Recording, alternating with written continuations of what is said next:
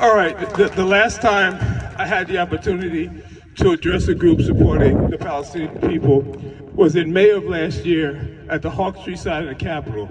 And then I wanted to point people to the very masterful Chris Hayes piece on why there's so much focus on protests on college campuses and no protests on the bombing of children.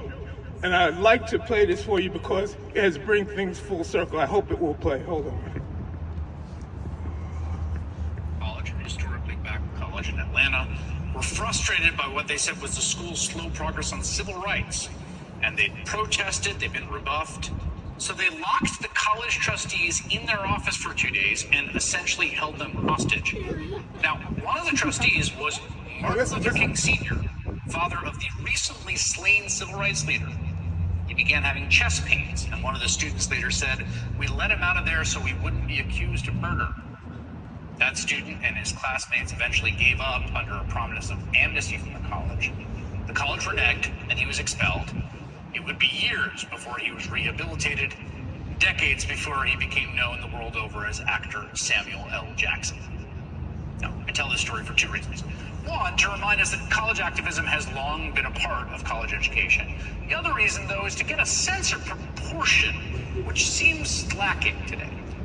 As we watch the disturbing imagery emerge from campuses at Columbia, UCLA, University of Texas, University of South Florida, so many others, where cops, or in some cases mobs, took down pro-Palestinian student encampments and protests, as well as professors and journalists and just random bystanders.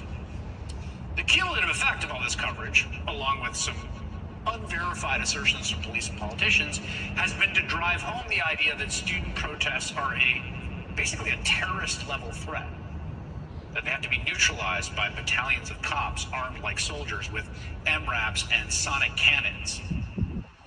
The reason this seems to me a reaction that's out of proportion to the protests themselves. It seems especially true when you look at some other campuses like Brown University, where administrators negotiated with student protesters who took down their encampment, and Wesleyan University, whose president said the protesting there was non-violent and non-disruptive, and as long as it continues in this way, the university will not attempt to clear the campus. Now, these universities actually have reiterated their important existing rules against anti-Semitic invective and harassment, certainly, while also protecting assembly, which seems sensible, also out of step with what you're seeing elsewhere. Because ever since October 7th, when Hamas committed its atrocities in Israel, there has been this obsessive media focus on college campuses. And that's true, partly because there are genuine issues worth debating, including the degree to which universities are creating spaces that are hostile to pro-Israel Jewish students, where they feel under threat, or universities, the degree to which they're suppressing pro-Palestinian speech. And those issues really do matter.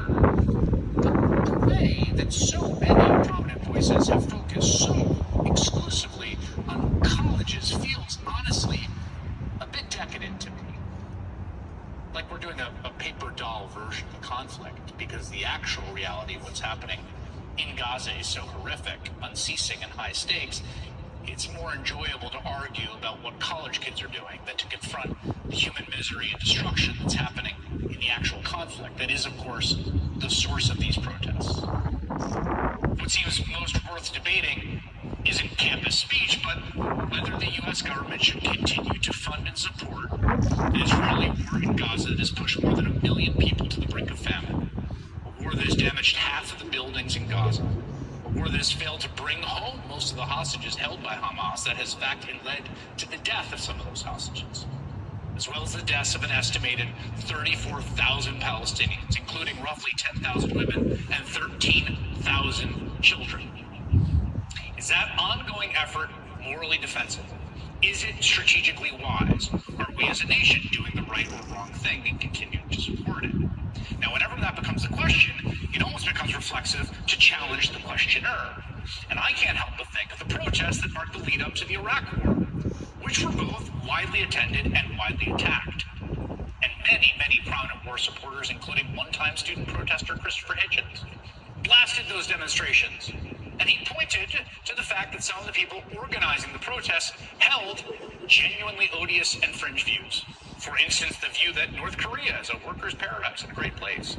That's a horrible view. There were protest organizers with bad views, lots of them. There were people at the protest with terrible views. There were people who thought 9/11 was an inside job. Which it I was. would argue with them myself at protests. Did that have anything to do at all with whether the war in Iraq was moral and prudent? No. The war in Iraq demonstrably was neither.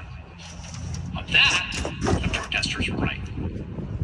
Which brings us back to Columbia University, where 56 years ago, almost to the day, student protesters took over the same building, Hamilton Hall, that was occupied earlier this week. They too were forcibly removed and arrested, many were bloodied and beaten. For protesting, among other things, the university's involvement in the Vietnam War. They believed the war was a moral catastrophe and the U.S. should stop waging it. They were right. And the fact that there were absolutely genuine extremists among those protesters in '68, again, had no bearing on whether they were right or not about that. What I find particularly maddening about our focus on the protesters of the conflict is that it's an invasion. It avoids the difficult task of being universally empathetic to our fellow human beings and truly reckoning with the scale of devastation that is wrought by our country, in our names, with our support. In the aftermath of 9/11, we waged a global war on terror for 2 decades that killed an estimated 430,000 people, many of them children, women, elderly, innocents. In Vietnam, we were estimated to have killed more than 1 million people, huge swaths of them civilians, women, children, male non-combatants, old people, the like. Can you even make sense of those numbers? I can't, no one can. It's hard to think of them, to contend with them as actual real human beings who lived lives before he took them, who were people like you or I, who were loved by the people in their lives. It is much easier to get angry at the spoiled brats on college campuses. Why are they being so disruptive? What are they so upset about? If you feel that way, which I can understand, honestly, I felt irritation and anger at protesters many times in my life, even ones I was ostensibly on the same side as, broadly speaking. If you feel that way, just try recasting the question. Why are all these people so upset that we're helping a government wage a brutal war that's killed 13,000 children? The question kind of answers itself. Okay, there's a broader context to this. Happening in Gaza doesn't mean you must come down the side of the protesters. Certainly, there are many people. I want to say to my incredible colleague, Tina Smith, At the same time I was narrating this presentation, there were people in the crowd getting signatures for Cornel West and Jill Stein, which is to say an anti-Democrat vote. And at the end of it, I kind of broke down in tears because I knew that it meant that Trump would win. And I saw the image of my children and thinking of those babies being killed. We have to fight smarter. It's up to us. People are criticizing Schumer for not letting the government shut down. Does anybody think these people who would shut the government down would open it back up? How? We move from this issue of focus on college protests to mass people removing people for a 1.5-year article in a newspaper. Even the SS and Gestapo came with uniforms. If you're from a beleaguered part of the country and you see a form of people with masks coming after you, would you not be right to shoot them? What is the basis of criminalizing people for free speech? There has been no incidents since these people have written articles years ago in college campuses. They don't have parking tickets, they have no crime. And we're disappearing these people. All over the world, there are people who are disappearing for human trafficking. And we're expected to stand there and let this happen. We have to fight harder and smarter. Our leadership is failing us.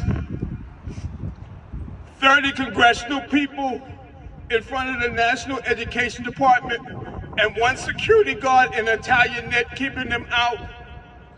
Since when does the super keep the landlord out of the building? When Al Green was escorted out of the chamber by the sergeant at arms, all of the Democrats should have walked out. I watched while Adam Schiff and Joe Neguse, neither of whom I believe are afraid of retribution, turned their bodies to the left to show that they were not in support of Al Green. We are not going to survive. This is the largest non-violent coup in the history of the world. Adolf Hitler, in 2 months, was not able to destroy a quarter of the German workforce. We have to fight like our lives and our children's lives depend on it, because they do. This is not a time to go to the old thinking. We are all troubled by a lack of imagination. We have cognitive dissonance because we can't believe what we're seeing. We're living through it, but we can't believe it. We have to rise up. Our children's future depends on it. We have never seen an existential threat like this in the 70 years I've been on this planet. I support all of the brave women who work in the United States military. At the same time, I don't believe there's been a just war in our lifetime waged by America. Two things can be true at the same time. But if anybody thinks that being polite and genteel and holding up bingo signs saying liar is going to save us, we're all doomed.